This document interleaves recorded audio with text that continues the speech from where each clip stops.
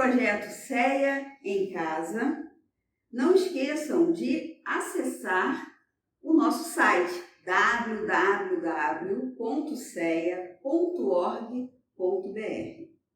E com vocês, Gisele Montalvão, com o tema de Francisco de Assis para você. Oi, gente, que alegria estar aqui com vocês hoje. Todo mundo aqui na nossa casa conhece o nosso patrono, Francisco de Assis. E em vários eventos da nossa casa, em encerramentos de reunião pública ou nos nossos estudos, de vez em quando a gente canta ou declama a oração de Francisco de Assis. E ela se torna meio que um símbolo da nossa casa, dos ensinamentos que a doutrina espírita traz pra gente. Só que às vezes falta a avaliação, a interpretação de cada uma daquelas frases à luz do que Kardec trouxe pra gente no Evangelho segundo o Espiritismo.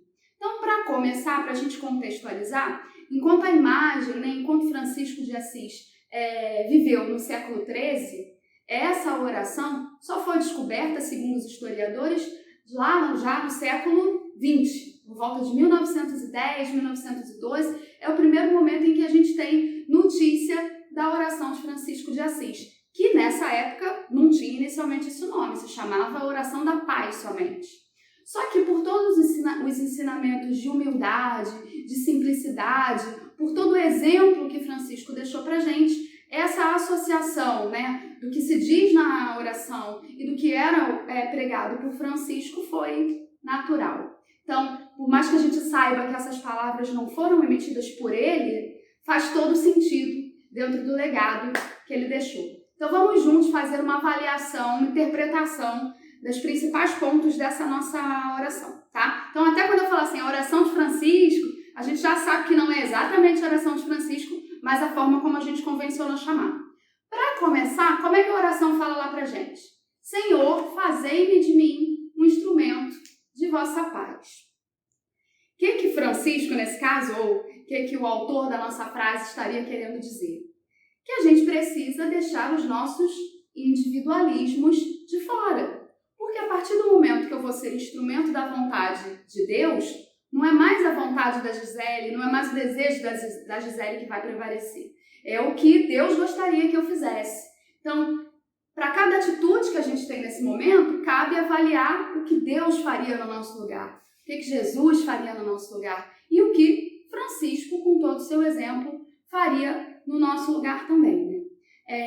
Quando a gente faz isso, quando a gente toma essa atitude de se colocar em busca dos desígnios de Deus, a gente passa a ser um servidor de fato de Deus e da doutrina espírita, de tudo que ela traz para a gente como ensinamento. Para que a gente possa interpretar de fato todas as riquezas e todos os ensinamentos que a gente tem na oração de Francisco de Assis, é importante que a gente deixe o nosso coração aberto para tudo aquilo que a gente acha, tudo aquilo que a gente pensa, possa ter um novo significado daqui em diante. Então, a partir do momento, já estou me colocando como instrumento da ação divina a partir dessa primeira frase. E na sequência, o que a gente tem? Onde houver ódio, que leve o amor. Não é assim que a oração fala pra gente? Aí, primeiro, cabe interpretarmos o que seria o ódio. Ódio é um sentimento que tem toda uma relação com contrariedade, quando eu não tenho os meus desejos ou os meus quereres atendidos. Isso, sinal de que está ferindo o meu orgulho. Então, a partir do momento que eu já estou, como falou na primeira frase, diminuindo o meu individualismo, pensando na obra do Deus como um todo, já não cabe mais a mim também me sentir com ódio ferido ou com o meu individualismo ultrapassado, tá? Então, esse ódio já não caberia mais pra gente nesse momento.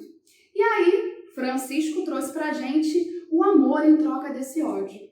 E não é desse amor que a gente acha que sente, do amor que a gente acha que conhece aqui hoje, enquanto encarnados. Mas é do amor de Deus, do amor que não vê diferenças, do amor que não faz imposições, do amor que só te cobra que você queira o bem para o outro, assim como você quer para você mesmo. Então, isso está lá no Evangelho, no capítulo 9, na parte do amar ao próximo como a si mesmo. A terceira parte que a gente tem na oração de São Francisco fala pra gente que onde houver ofensa, que eu leve o perdão. Assim como a gente estava falando com relação ao ódio, a ofensa também diz respeito ao orgulho ferido, ao nosso individualismo contrariado. A gente só se sente ofendido quando alguma coisa que a gente acha, que a gente quer ou que a gente gosta, de certa forma, é desagradável. Isso mostra o quanto a gente ainda está arraigado na questão do orgulho, da predominância da nossa vontade. Então, a partir do momento que algo nos desagrada, a gente se sente ofendido. A gente carrega, às vezes, aquela palavra para o coração, alimenta uma mágoa que depois vai ser só prejudicial para a gente e prejudicial para as nossas relações. E aí, na nossa oração, o que fala? Que quando existir a ofensa, que eu seja instrumento do perdão.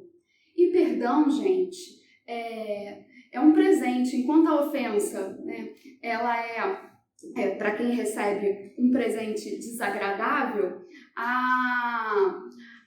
o perdão ele é um presente divino. Porque quando a gente perdoa, a gente está se aproximando um pouquinho mais de Deus. Porque o que a gente sempre pede nas nossas preces, o que a gente está sempre esperando é que Deus perdoe as nossas falhas, que Deus perdoe as nossas atitudes ou as melhorias que a gente já deveria ter tomado com relação à nossa reforma íntima e que estamos sempre deixando para trás, né? Estamos sempre deixando para resolver depois. A gente não está sempre barganhando com Deus o nosso perdão? Então, que papel é esse que eu posso fazer em que eu nego o perdão ao amigo ou até um desafeto temporário? Então, a partir do momento que eu incluo na minha vida, no meu comportamento, essa atitude divina, que é o ato de perdoar, eu estou me aproximando um pouquinho mais dessa relação e sendo cada vez mais esse instrumento divino que Francisco falava pra gente. Na sequência, a gente tem lá que onde houver discórdia, que eu leve a união. Muito parecido com o que a gente falava com relação à ofensa, a discórdia é quando a gente quer que a nossa palavra ou a nossa opinião prevaleça da opinião dos nossos outros amigos. E aí, novamente, é o nosso orgulho, é o nosso egoísmo falando mais alto, né? A gente dando vazão ao nosso egoísmo. E como poderemos desunidos caminhar enquanto humanidade se cada um estiver puxando o barco para o seu lado, para as suas vontades, para as suas vaidades, para os seus desejos pessoais? Então, se a gente parar para analisar com um pouquinho de atenção, desde o comecinho, o que a oração está trazendo para a gente é que precisamos deixar de ser individualistas, egoístas, que precisamos ver o bem do coletivo, porque apesar do desenvolvimento, da nossa evolução enquanto espíritos acontecer de forma individual, a cada um de acordo com as nossas obras, sabemos que o desenvolvimento e a evolução do nosso planeta, da gente enquanto comunidade, jamais vai acontecer enquanto a gente tiver irmãozinhos deixados para trás. Então, a união ela é imprescindível nesse momento. E mais do que ninguém, Deus gostaria de vermos todos unidos em prol dessa caminhada, tá? Então, continuando na nossa oração, nós temos: onde houver dúvida, que eu leve a fé. E aí entra uma parte do Evangelho que é muito interessante quando a gente fala sobre a fé. Várias passagens do Evangelho trazem para a gente o quanto a importância da fé operou transformações na vida de pessoas no tempo de Cristo. E ainda hoje opera. Em momentos traumáticos ou em momentos turbulentos, como que a gente tem passado, a gente percebe o quanto uma fé robusta, como fala no Evangelho, é importante para a gente se solidificar, para a gente se fortificar enquanto espírito. Quando estamos vacilantes, ficamos influenciáveis. Há notícias ruins, há discórdias em família, há pensamentos pessimistas. Então, se a gente tem a verdadeira confiança em Deus, de que nada do que acontece na nossa vida não vem por acaso, ou tudo que nos acomete vem pelo nosso merecimento ou pela nossa própria responsabilidade, devemos reforçar a nossa fé, assim como os nossos antigos amigos cristãos lá na época dos grandes sacrifícios, que caminhavam unidos, cantando. Aquilo é a fé robusta que a gente está precisando enquanto comunidade reforçar. Então, é essa perseverança, é essa certeza no porvir que vai nos auxiliar a passar por essas tormentas do nosso caminho. E aí a oração na sequência fala: onde houver erro, que eu leve a verdade. Gente, erro sempre acontece. Na verdade, estamos num planeta de provas e expiações, onde os erros são muito comuns e sempre cometidos, e muitas vezes cometidos também por quem está tentando até fazer a coisa certa. Mas aí, a palavra que veio na sequência, trazida por Francisco na nossa carta, fala sobre verdade. E verdade é um conceito filosófico do qual a gente podia falar por bastante tempo. Mas um ponto importante que é incentivado pela nossa doutrina cabe ser ressaltado aqui. Verdade é um objetivo, é um conceito que a gente atinge através da pesquisa. Um conhecimento que a gente adquire através do nosso envolvimento. E Kardec disse pra gente lá atrás que a gente deveria estimular o estudo, que a gente deveria estimular o raciocínio. Estamos numa casa espírita que coloca o estudo como um ponto importante, primordial da nossa caminhada. Então estamos o tempo inteiro sendo incentivados a buscar a verdade. Não é à toa que a doutrina espírita é considerada ciência, filosofia e religião. E a ciência está aí. E é a ciência que a gente pode colocar como conceito de verdade nessa frase de Francisco pra gente. E aí a gente até se lembra que lá atrás, quando Kardec escreveu pra gente, ele até disse que se a gente tivesse, em qualquer época da nossa existência, que uma nova verdade se colocasse, que a gente deveria refletir sobre aquilo que estivesse sendo posto. Então, não é um ensinamento que nos é imposto, é um ensinamento que sempre nos convida ao raciocínio. Tá vendo como a doutrina espírita tem tudo a ver com a oração de Francisco? E a gente, às vezes, no automatismo de estarmos aqui cantando na nossa casa, nem paramos para refletir em que semelhanças poderiam ser essas. Na sequência, a oração de Francisco fala pra gente que onde houver desespero, que eu leve a esperança. E por mais que se viva momentos de turbulência, o desespero não pode caber àquele que tem a fé robusta, como a gente falava agora há pouco. Podemos ter momentos de vacilos, momentos de um pouco mais de insegurança, mas desespero não cabe àquele que tem o conhecimento da doutrina espírita, porque sabemos que nada nos acontece de improviso e que a espiritualidade não nos deixa à deriva a nenhum momento, tá? Então, esse desespero que Francisco falava não cabe a quem professa a doutrina espírita, como falávamos, porque ele diz que a gente deve se agarrar no quê? Na questão da esperança, e que é mais consoladora do que a doutrina espírita nesse sentido, que nos dá a certeza da continuidade da nossa existência, de que nós retornaremos a encontrar aqueles amores que já nos precederam. Então, é nessa esperança que a gente deve se segurar nesse momento. Na sequência, o que a carta vai falar pra gente? O que a oração vai falar pra gente? Onde houver tristeza, que eu leve alegria.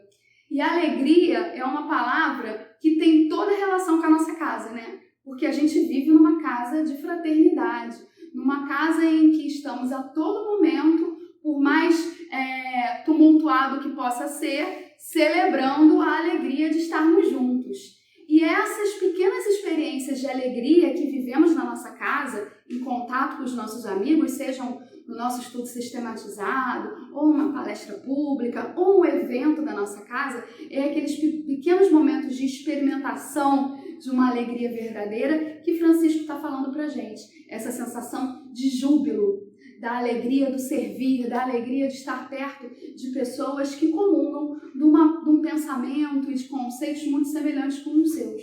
E aí a gente pensa, poxa, Mas vivendo num planeta de provas e expiações, passando pelas tormentas normais da vida, nem sempre a gente consegue se manter alegre, radiante, sorridente.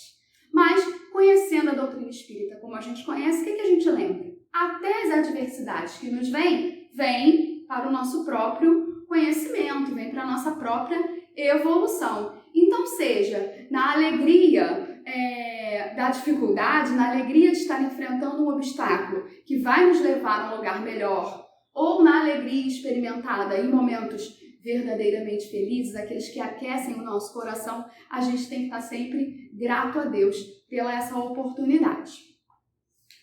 Continuando, o que a nossa oração vai falar lá pra gente? Aquele final que a gente sempre canta unido aqui na nossa casa.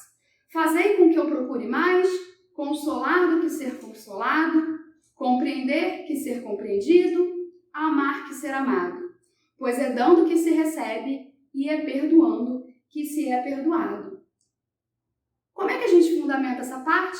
A gente vai lá no Evangelho segundo o Espiritismo, no capítulo 12, amar ao próximo como a si mesmo.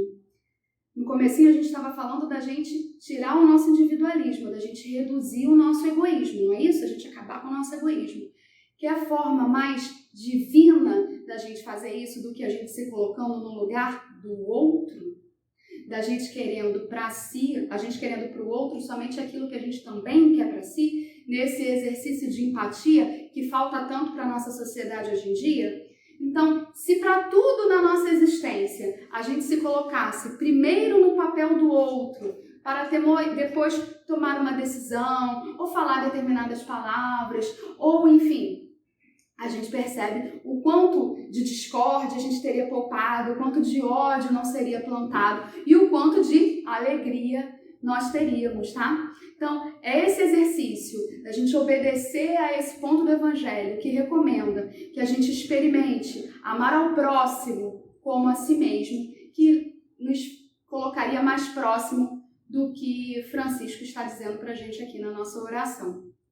E aí, como é que a oração de Francisco de Assis termina? Porque é morrendo que se vive para a vida eterna. Essa é a máxima que a gente aprende na nossa casa espírita. A oportunidade da reencarnação como forma da gente aprimorar, evoluir o nosso espírito, consertar injustiças, desfazer laços de ódios, reforçar laços de amor e de amizade. E assim como está lá na lápide de Kardec. Nascer, morrer, renascer e ainda assim progredir sem cessar, tal é a lei. Então, a doutrina espírita, ela traz pra gente um sentido de consolação e de esperança e de fé no futuro. E de lembrar pra gente o nosso lugar na nossa sociedade e a forma como deveríamos agir para que tivéssemos todos um mundo mais justo, mais igualitário, mais harmônico, mais fraterno. Então, assim como o exemplo de Francisco, lá no século XIII, e assim como os ensinamentos desta oração, que não importa se foi dita por Francisco ou não, como a gente falava no começo, que a gente possa tirar o verdadeiro sentido, que a gente possa fazer dela um mantra para a nossa vida, tá bom? Então, a gente finaliza por aqui. Saudades de todos, fiquem com Deus.